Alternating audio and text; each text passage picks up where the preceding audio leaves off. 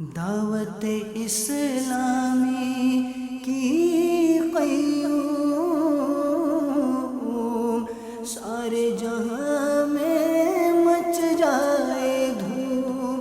شیخ طریقت امیر اہل سنت دامت برکاتہم العالیہ کا سوری پیغام عیادت۔ قاری معراج تاریخ صلی اللہ الباری کی خدمت میں السلام علیکم ورحمۃ اللہ وبرکاتہ۔ یا اللہ پیارے حبیب صلی اللہ تعالی علیہ وآلہ وسلم کا واسطہ قاری معراج کو صحت کاملہ عاجلہ نافعہ عطا فرما۔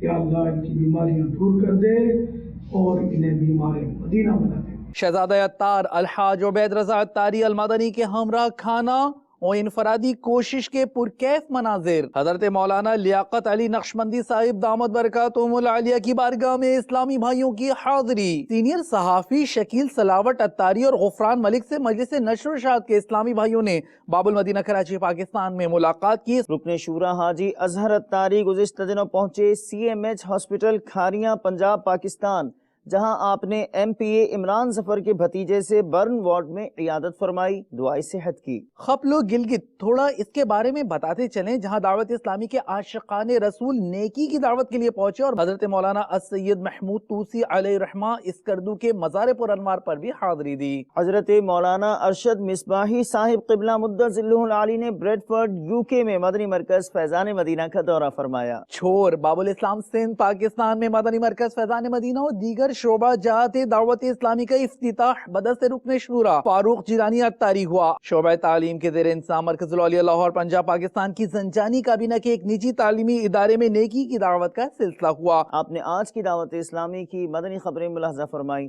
مزید خبروں کے ساتھ پھر حاضر ہوں گے انشاءاللہ عز و جل۔